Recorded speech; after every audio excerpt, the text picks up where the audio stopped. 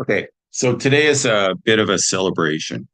Um, we just launched Fpas Mark II at the Central Bank of Armenia, and I have the pleasure of hosting Haik Vetsian, who's the head of the macro directorate at the Central Bank of Armenia.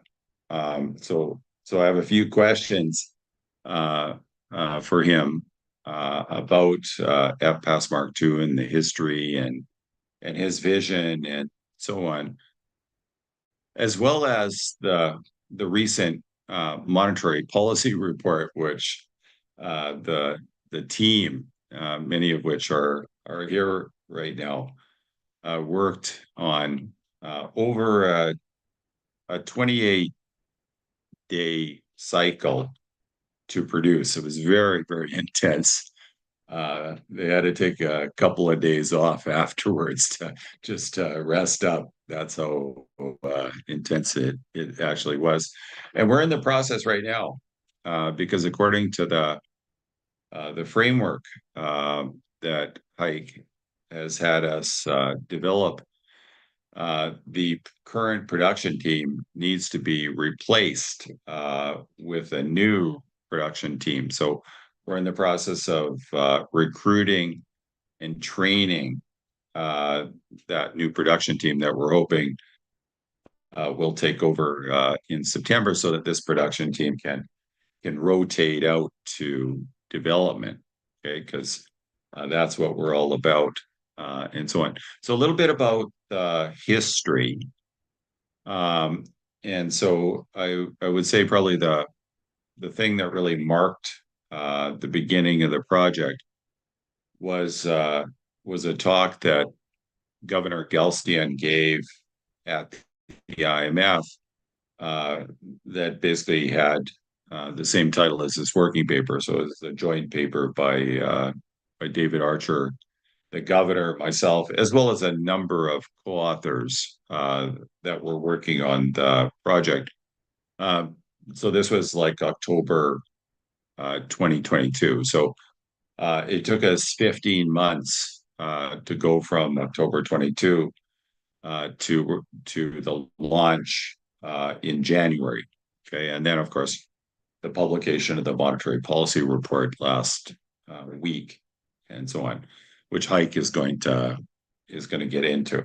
Now the journey, anytime you're trying to do something like this, it is really difficult to actually do development and manage the existing production system. So I applaud the Central Bank of Armenia because they took a lot of their middle managers and best staff and devoted them full time to development. That's amazing, being able to do something like that.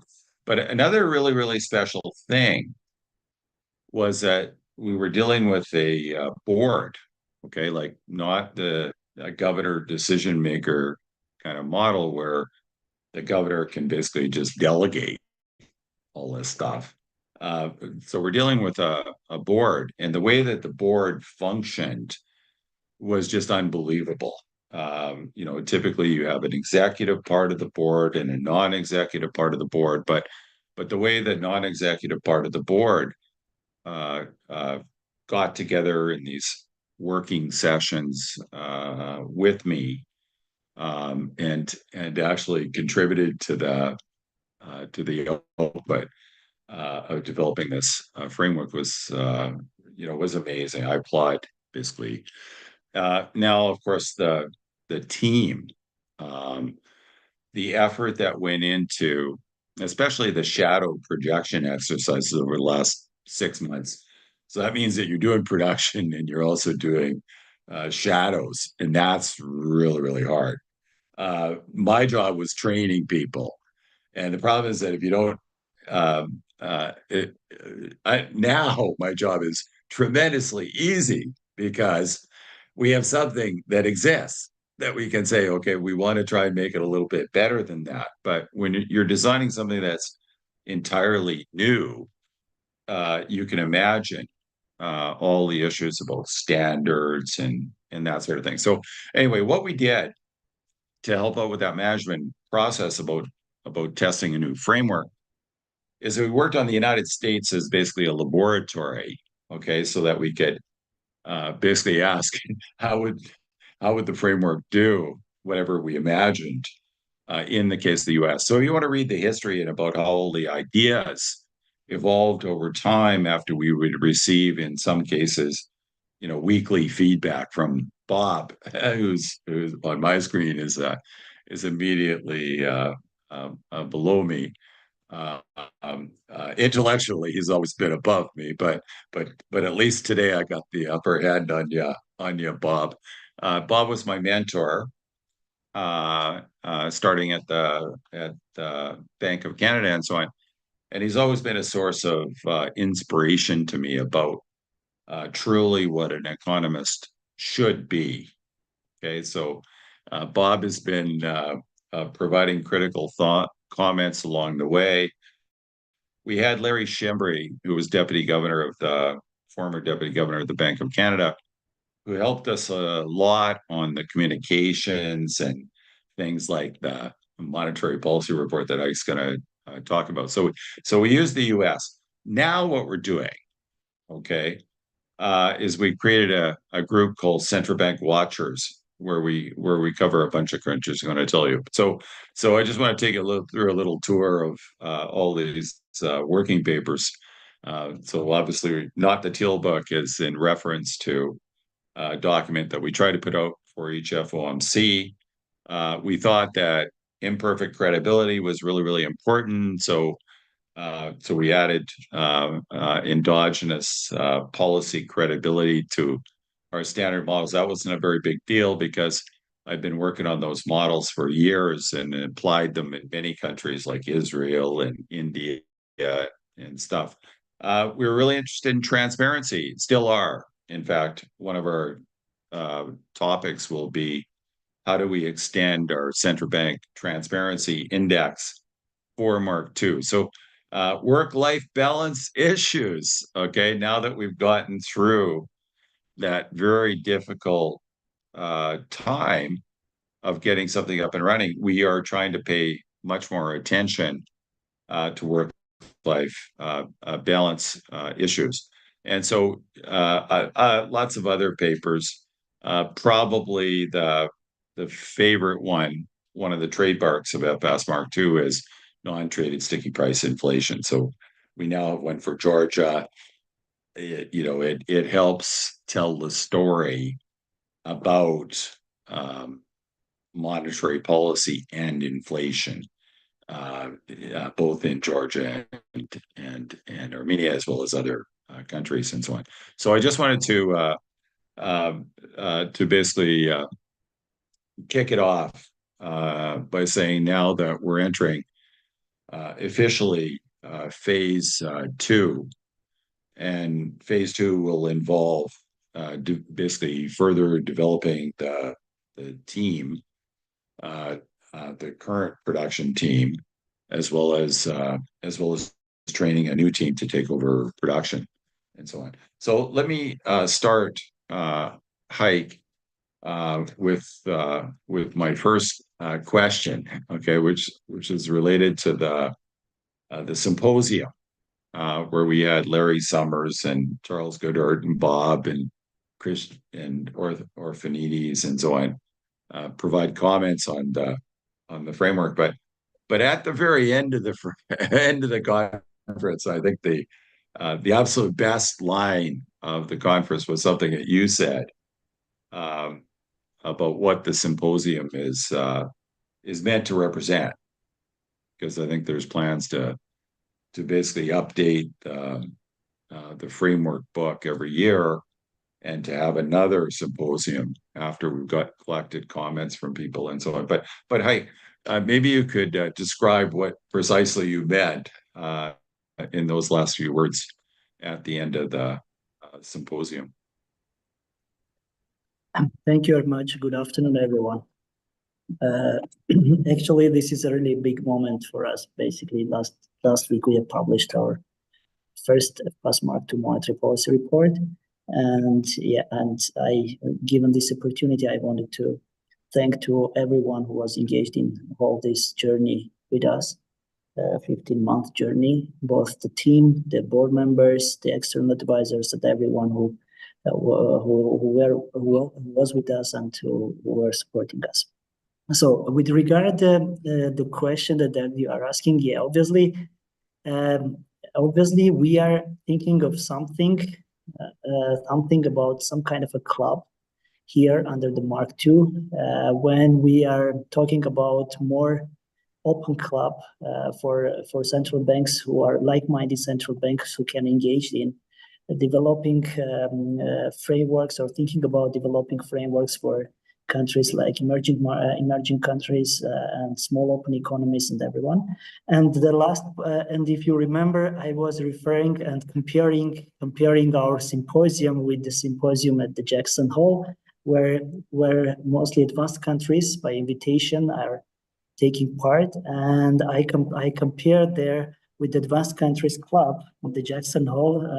That unlike this Advanced Country Club at the Jackson Hole, we are a club which is an open, and we basically also called and invited everyone just to be part of this club, of this collaboration among the central bankers in designing, developing, thinking, rethinking about different parts of the framework, discussing the new challenges and how these challenges could be overcome by pooling the resources from different countries, from different central banks, and also discussing issues, very topical issues for that particular stage of the economic development and of that the monetary authorities actually are facing with.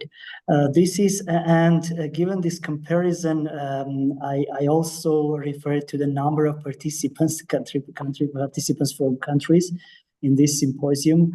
In our case, we had participants from almost 99 countries, almost 100 countries.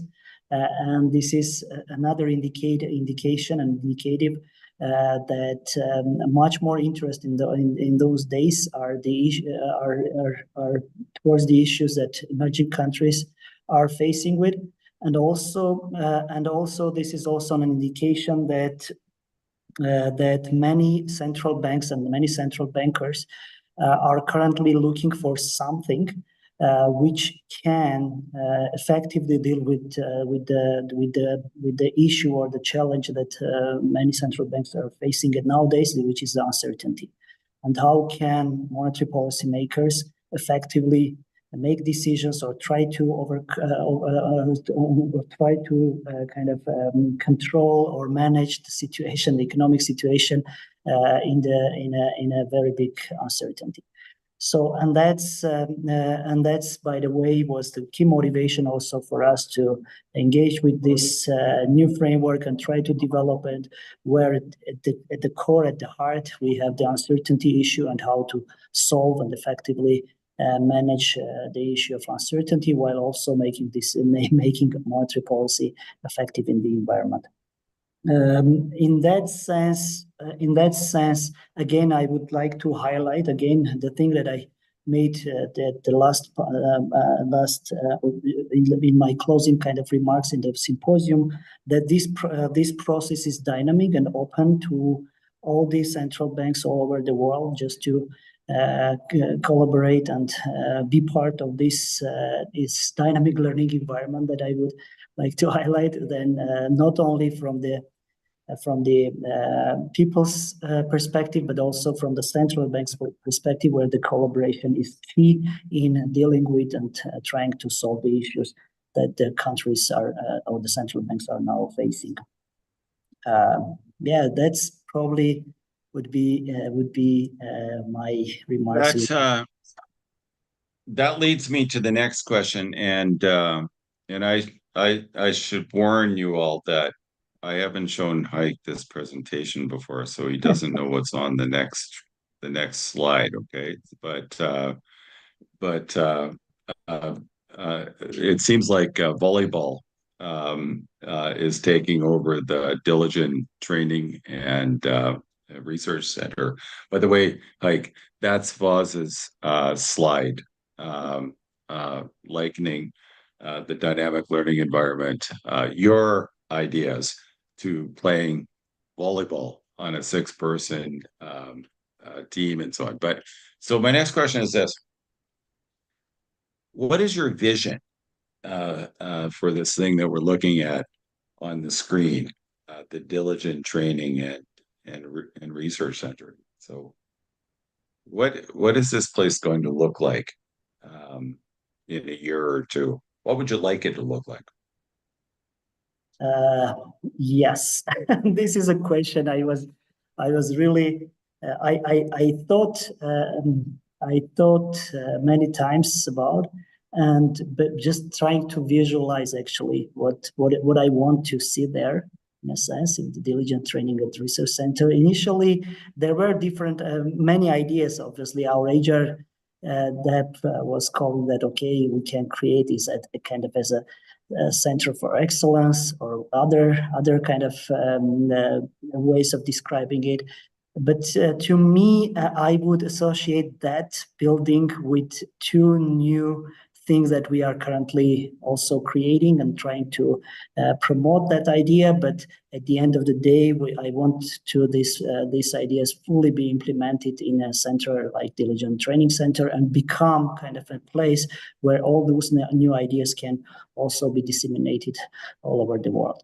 The first idea that I want to associate with this building is the dynamic learning environment. The thing that we call a dynamic learning environment, when we are, and exactly those those slides are all about that, when we are thinking about how the learning process and how the kind of the production process is basically going on at the same time, when people are involved both in the production and the learning at the same time, and how this is happening.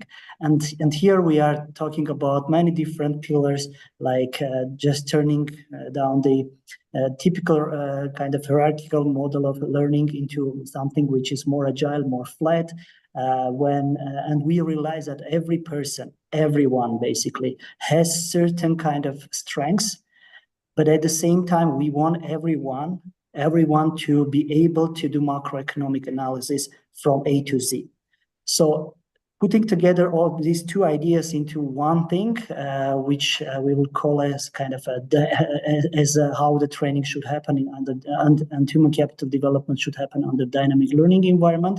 Putting these two things together, we end up with this model when everyone can have an access to the strengths of certain colleague, but at the same time, everyone can do the job from A to Z. So that's in that sense. Also, we are looking for a more agile or more, let's say, more kind of flat structure for the production, when the teams can rotate and team members can rotate in their roles, in terms of their roles. Unlike this situation, unlike the previous kind of model for the monetary policy processes or departments or teams, when we have certain field specializations and so on. But now, and we can see during, Doug mentioned that during this very last, and also during the last two shadow rounds and this very big round that we had, this team of TICs, they really showed that the productivity can really be increased if they are working in a dynamic learning environment for the production cycle. The same situation, the same thing. Obviously, we have observed in many times during also these seminars. The same is happening in the training and in the research and development part as well. So this is the idea that we want to disseminate all over the world and associate Dilijan and Training Research Center to that idea, and basically also not only associate, but also to in practice to implement and to turn the building or to turn the environment there into something, a very big lab for when people can come and see how this basically is happening there. And by the way, in many occasions, very recently, we had also people from different other central banks who came and worked in the Dilijan Training Research Center. I think they have they have somehow seen or touched or basically also were part of this dynamic learning environment. But at the end of the day, we want this to be kind of a really a place that can attract many people into this environment. This is one thing that I wanted to highlight. Another thing which is also important for the Dilijan Training Research Center is to be a center when the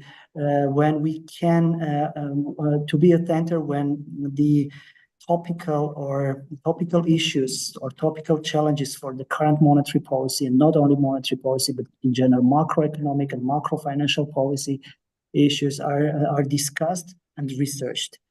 And that's the thing that we are, and that's another thing that in practice we also try to implement, using the same team who was working in the production, but at the same time, after certain rotation mechanism, after another team will basically take over the current production team, the team will rotate into a development staff and concentrate full time, basically around 9 months into the development and research staff.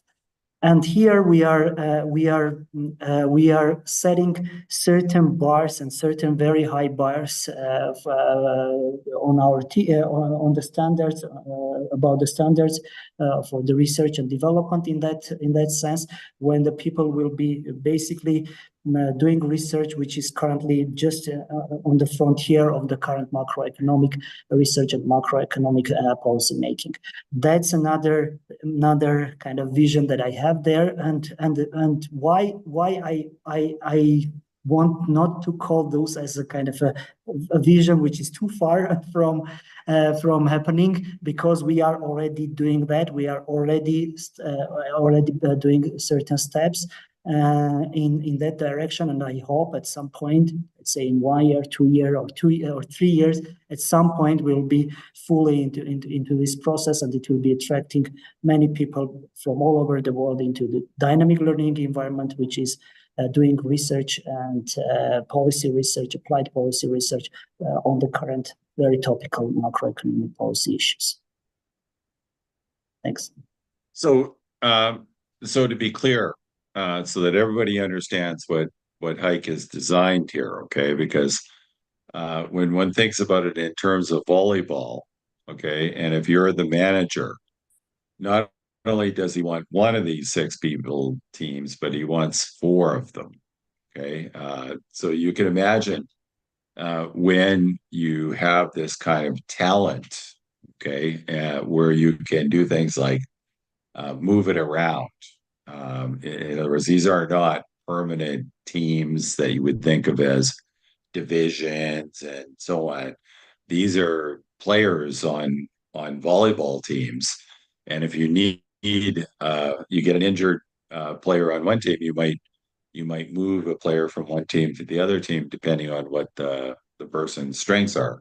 And you'd also be thinking not just about short-term productivity, which is somewhere between 2 and 10 times higher, based on my estimation of very simple tasks. Okay, now, if you want to start talking about really important things like avoiding dark corners, that of course depends on how much you value that kind of research that deals with those kinds of issues. But just on kind of, very simple things like how long does it take to write a monetary policy report?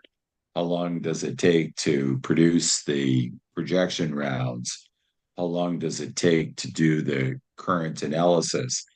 A 6-person team is the most efficient. It's at least, there's no team in the world that performs at this level with this many people. And that means that you then can have, if you were normally thinking of an 18-person team, you can turn that into 12 maybe, and have that other 6 people working on development and so on. And so just imagine when we achieve this steady state and you have 6 of these 4 people teams, each one of them preparing to do a better shift at production. Well, think also in terms of work-life balance issues, okay? Because you've taken all the stress, most of the stress out of existing forecasting and policy analysis systems of, because, the amount of intensity that's required happens over, once a quarter, where each one of the four teams would be would be in the lead, but of course backed up by the other team. So my next question is is um, is about basically the types of people that you're looking for, and so this is about basically the summer internship program. Maybe you could talk a little bit about that and the type of people that you're looking for, um, to be a part of these six people teams. Yeah, thank you. Of course, we have recently two things that we have recently advertised, in which are both aimed to attract people into our teams. The first one, which is on the screen, this is the macroeconomic summer internship that we are going to hold in July, August of this year.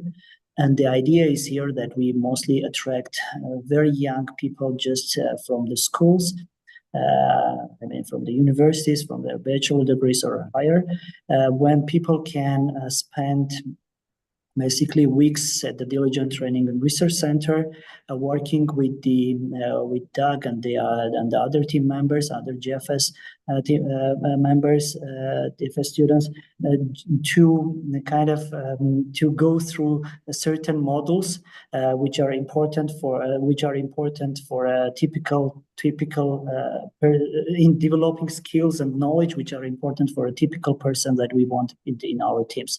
And this all related to understanding basically the monetary policy and trying to get rid of all the possible nonsense that they could come up from the universities, but based on the knowledge and whatever they have there, but also understanding more thoroughly what is in practice the monetary policy and macroeconomic analysis means. And then basically the idea is that people after this summer internship will give us an idea what type of people from the young ages we can attract, and at the end of the day, we want to attract those people into our teams. The second stuff that we had there, this is a job kind of the job offer that we had publicly for our position at the monetary policy department.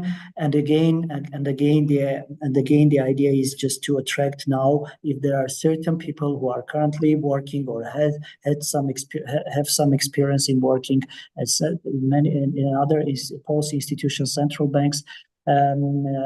If they are now ready just to join right away to the team and basically do the kind of a job that we are doing, then we are happy just to engage all those people. The type of now, so what kind of people or what type of people we are looking for, rather than. So the key important kind of characteristic that I would highlight nowadays is the critical thinking aspect and the creative thinking part of the criteria that we are looking for. Why? Because we understand that the most important part that the person or the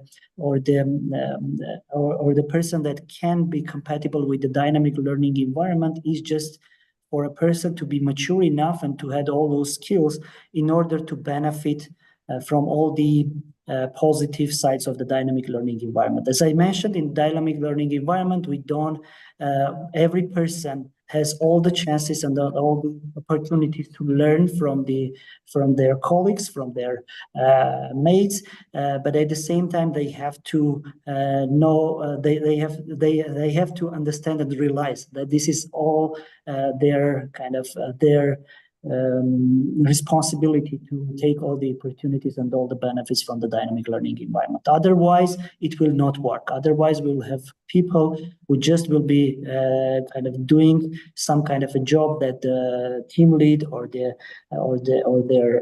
supervisor will just assign, the thing that we don't want to see in our team. That's why the key criteria here, we have the critical thinking and the creative thinking criteria, and obviously all those kind of in a big shell, which we call maturity, right? So this is the type of the high level criteria or the characteristics that we are looking for. At the same time, we are also quite we want to see people thinking, right? I mentioned the critical thinking part, but I wanted to highlight this people thinking. People thinking means that they will have to be able just to think and talk and discuss about the recent macroeconomic challenges and the issues, and to while realizing that there is no truth, right? There are no absolute truths. They have just to think and to start talking about the scenarios and possible developments and possible possible things that could happen there in a more accurate and in more intuitive and at the same time in a more elaborate way that we want to from people to guess. Why this is important? Because under Mark II, rather, and this is obviously should be very much highlighted under especially Mark II framework, when we are not talking only about some kind of a baseline that could be just as a matter of fact could be created by one person, let's say a manager or a team lead, and the others will be just supporting in terms of the data and everything. But under Mark II, we highlight more about the uncertainties, and we realize that these uncertainties and the sources of the uncertainties and the risk could be kind of infinite. That's why it's very important that every person, every member in our team should be able to think about the current macroeconomic situations in a critical way, realizing that the sources of uncertainties and the risk could be different, could be many, and it's important for them just to realize that and put that on the table in terms of the clear structure, clear economic intuition, and clear and technically elaborate way. This is the characteristics that probably we are looking for, and I hope that the target, and it's difficult basically to currently. There is big uncertainty also on the other side, I guess, because this is new idea, new thing that we are implementing here, and many people are just getting them, familiarizing them to this framework. And Doug and us have participated in many recent interviews, and many people just were first thinking or listening about the Mark II, and then realizing that they have to go and learn a little bit about Mark II and about the underlying kind of economics and whatever is going on there, just to realize whether they really understand what we want from them to do in our teams. Yeah, and then I hope that by the end of this year we'll have another another 6-member team fully engaged into the production, and the idea that at some point next year we'll reach our destination, let's call it, when we will have fully functional 4 teams of 6. And very importantly, in our HR model, in our career, the career path of the people is that this is a dynamic process. We are not the end that we are envisaging now for the next year will be the start of the new recruitment cycle, because obviously in our career path, we are all expecting that people will grow up at some point, will appear in different other institutions outside the central bank, and also could be in the central bank, but at some other positions, developing their other skills. That means that we all the time will need more and more people joining us, while at the same time pushing, in a sense, quote unquote, our more experienced staff just to go and try other experiences and try to get other knowledge and experience in other institutions, both policy and could be also the private institutions as well. Yeah. So I know Bob is really anxious right now to talk about the monetary policy report, because I sent up the link last night and so on. But I thought this would be a good time, given that he's been asking us questions for the last year or so, that maybe we ask him a question. Okay. Now that he understands precisely what it is we've been doing over the last year or so, what kind of issues do you see other institutions maybe facing trying to do something like this? Because they're all talking about scenario-based forward guidance and so on. But what kind of issues do you think that they might face, given that you understand so clearly what it is we've done? You're muted. There we go. Okay, I don't know how close this is linked to what you've done, but I see the biggest issue facing central banks, which might fade, it might get worse, is political legitimacy. The great financial crisis in 2008, 2009 caused central banks to, correctly in my view, extend the definition of monetary policy.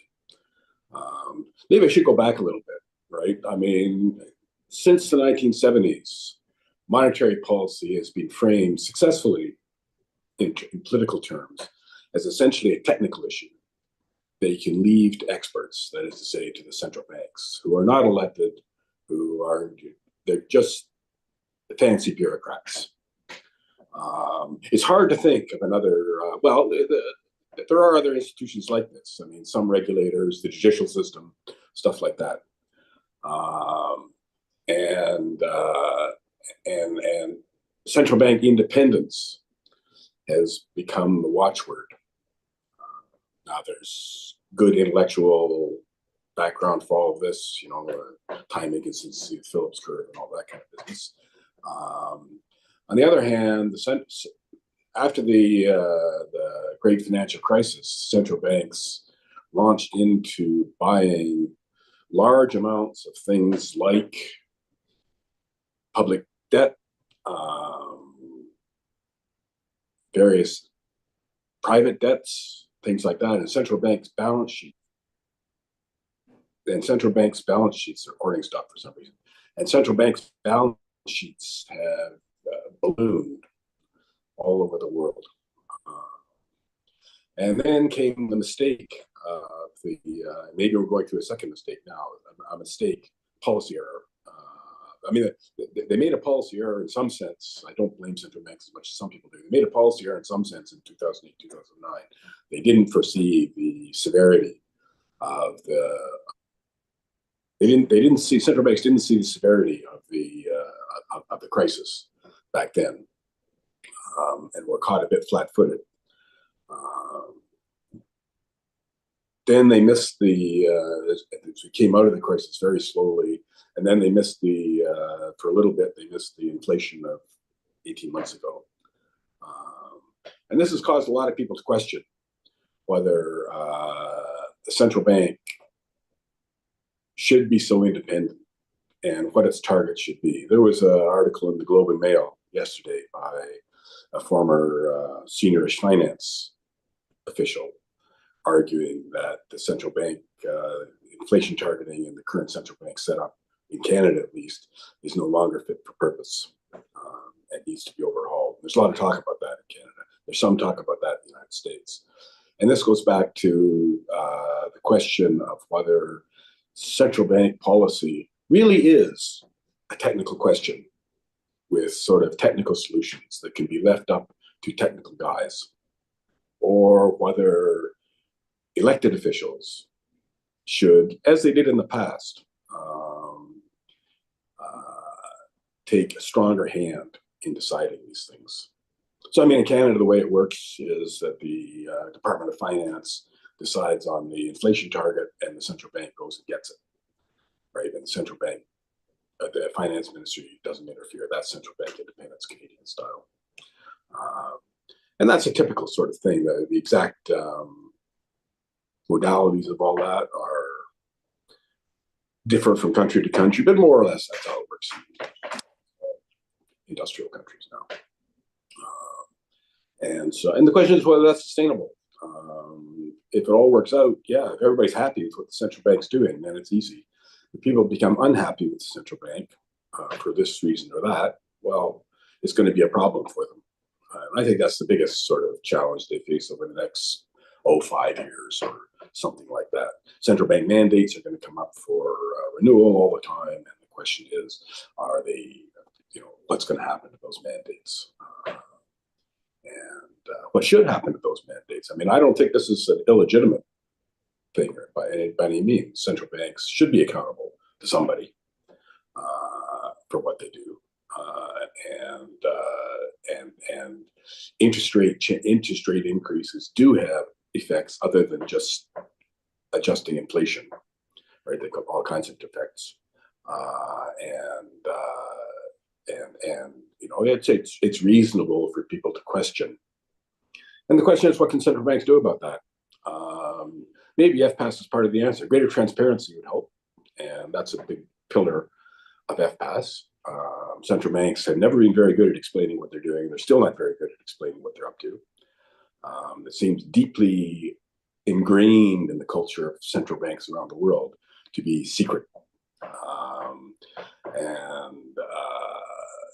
to be high priests, and to therefore be Delphic in their pronouncements. I read the most recent Canadian monetary policy report last night, not for this, for something else. And Delphic as always, right? I mean, a lot of things, but they will not come out and say what they're going to do, right? And I can see why they don't want to do it. But on the other hand, if they make more mistakes, and they're going to make mistakes, right? I mean, that's policy making.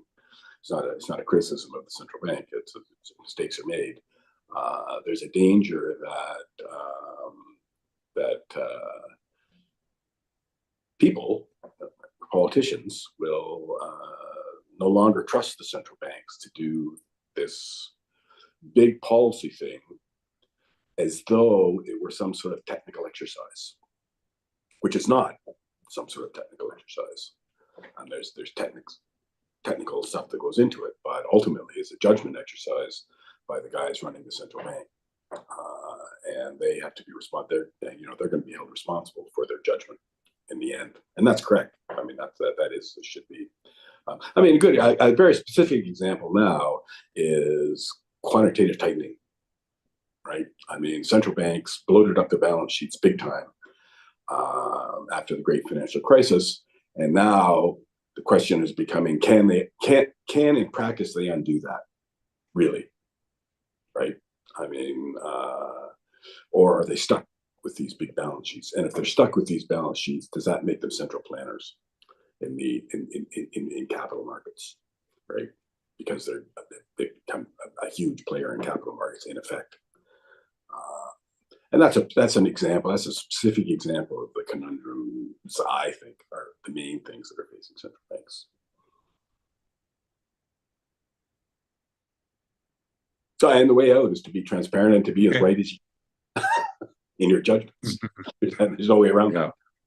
Yeah, and maybe that's where, like, judgment has to be based on structured reasoning and empirical evidence. Well, sure. And that's where the research comes from. Where the staff and for two reasons, I would say. One, all that technical stuff that you're doing is going to make the judgment better if it works. I mean, that's sort of the purpose. But also, if it can be explained to politicians and people what you're doing, and they agree with what you're doing, then it makes it harder for them to complain afterwards. So you want to be clear about what you're doing in terms of all this technical issue in the background, right? So that it's good for central banks to do good work, technical work, I mean, for two reasons, in fact. It's doubly important. Yeah. Okay, so it's 10 minutes to go. Okay, and well, the thing I like about the monetary policy report, which I'm sure that Foscan and Angela and Hike and Coco and Narut will testify to, is that it's just so easy to write. It literally just writes itself because you don't have to waste all this time at trying to find language to explain things that don't make any sense fundamentally and so on. But unfortunately, they had to work really, really hard because we did mess up the translation, like not preparing enough to deal with those kinds of issues. But I think that was probably the worst thing. But Vahe and Angela and Harut and Ike too are here. They might want to say some words about that. But Ike, can you tell us what is your perspective on the monetary policy report? We're looking at it. Tell us a little bit about how it's designed and what went into the thinking behind it and so on, please. Mm-hmm. Yeah, sure. Sure. The idea, again, with all the communication tools that we are using under Mark II and including the monetary policy report, the idea is to explain to the public and to the financial markets how the monetary policy decision is actually made. So in that sense, it basically includes all the kind of the information and the pieces of information and analytics that the monetary policy makers, in our case, the board, has discussed and basically relied on while making a decision. In that sense, the key part that we have in the monetary policy report, we have the executive summary, which is the kind of the monetary policy statement from the board based on their decision, which replaces the previously known the press release to the media. And now what we have additionally done here, obviously, also to explain how the decision is actually was made based on the risk management approach or the least regret approach. So we have a clear statement about that, how the decision was made based what kind of a risk the board considered in terms of the scenarios, and basically what kind of least regret basically they had while making certain decision. This is key part in our current executive summary, and that falls in the policy statement that we are publishing. And additionally, we also have we include certain summary of the economic conditions and underlying forces as a supplementary to this board level policy decision. This is an institutional kind of explanation of the decision. Why I'm highlighting that? Because in parallel to the monetary policy report, we have already published the transparency appendix, which also includes. Currently, it includes only the minutes of the board meeting when you can see the dynamics of the discussion at the board. But at later stages, it will also include the individual board members' explanation for their particular vote for their particular decision. But this executive summary is all about the institutional decision on the policy. Then obviously the second very important stuff that we are also including in our monetary policy report, but this is a very important piece of our communication, is usually is all about the longer run objectives of the central bank. Usually, the central banks are just referring to the inflation target or some kind of a combination of the target plus the horizon, whatever, just to describe their monetary policy objective. Here we extend and try to make it more clear and more readable for everyone. What is really the objective? What kind of trade-offs we have in the short run? What are our longer run kind of perspective there? What kind of tools we are using, and so on. Basically, combining all those important aspects that is related to the monetary policy into this one-pager statement, which will be updated every year on an annual basis by the board.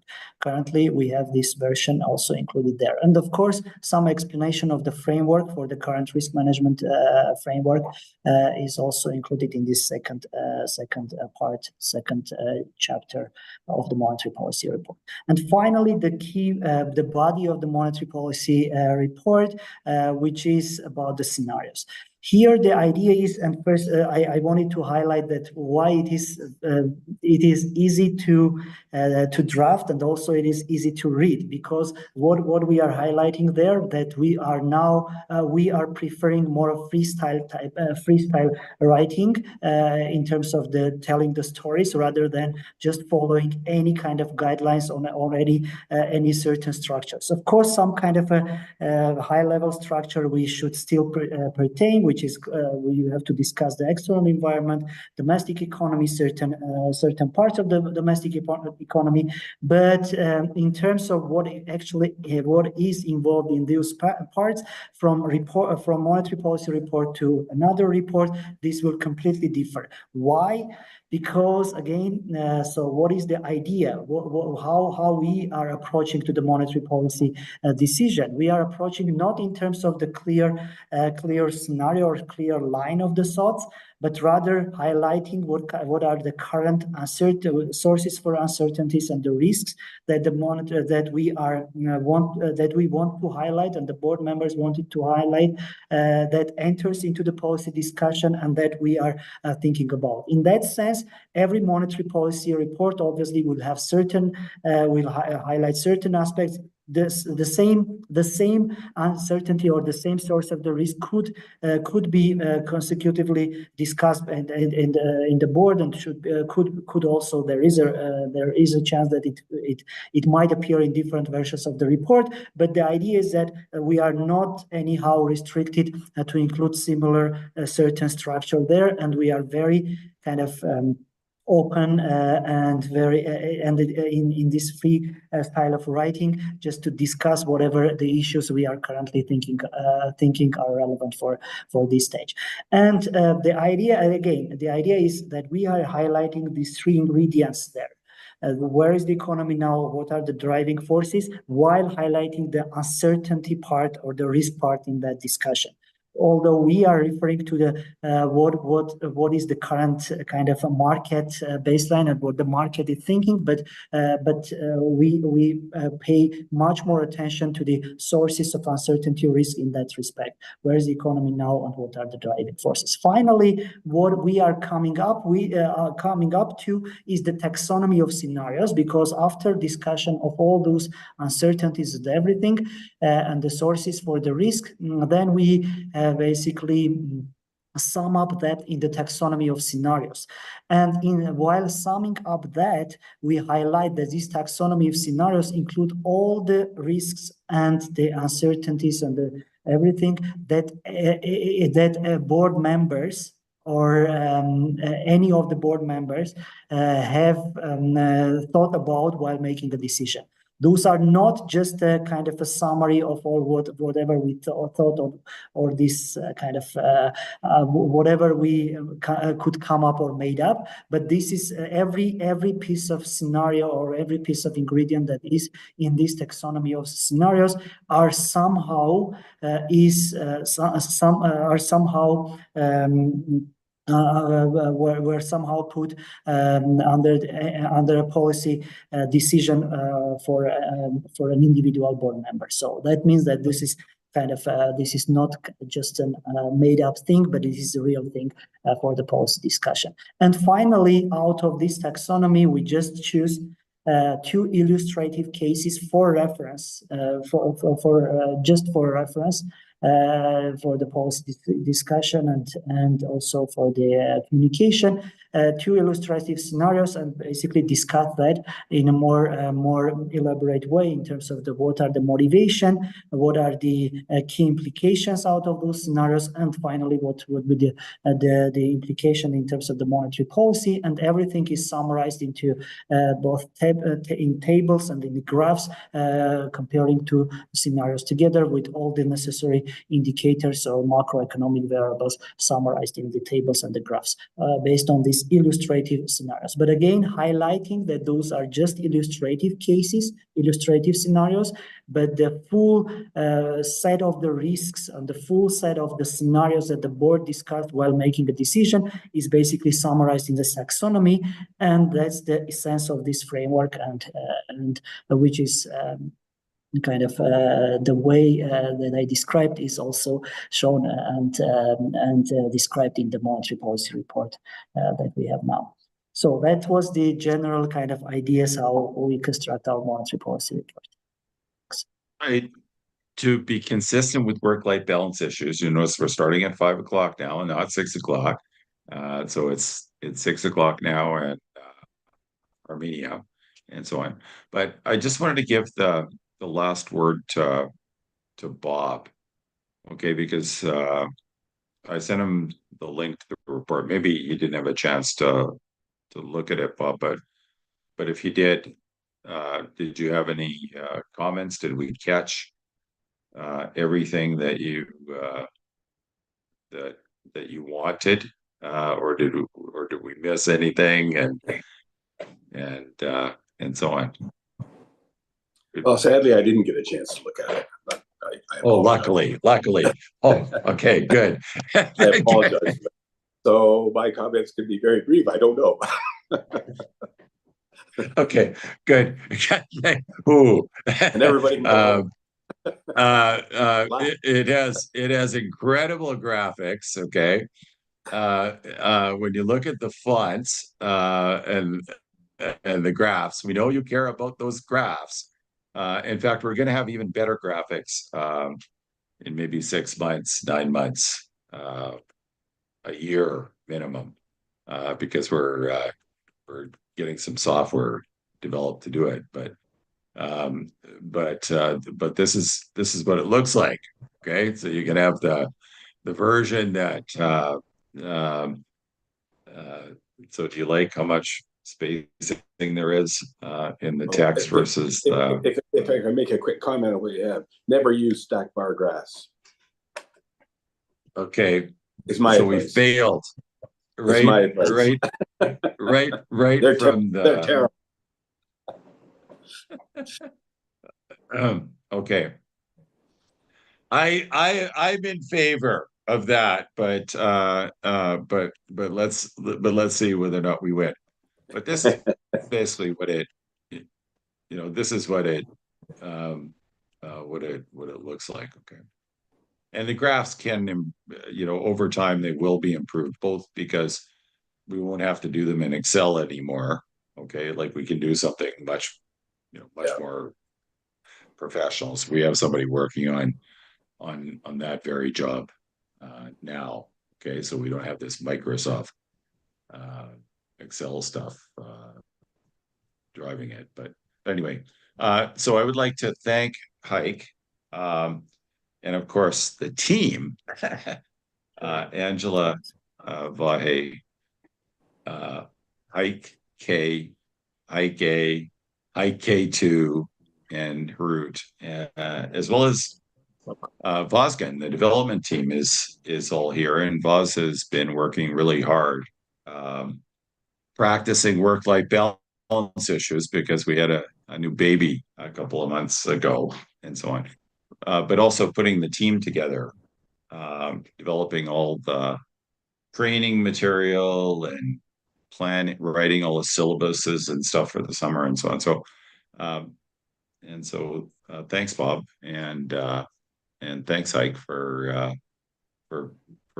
filling us in about. I was telling Voz the other day that because he was thinking in terms of just developing the production team for September. I said, no, Voz, that's not what Ike wants.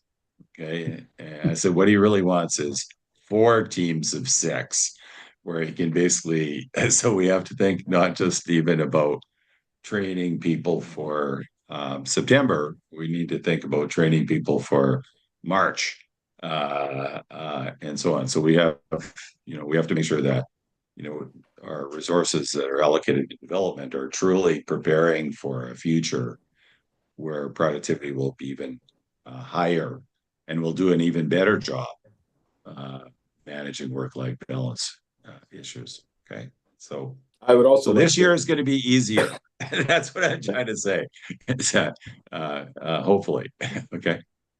I would also like to congratulate the team. An excellent job generating for years now, generating all this stuff.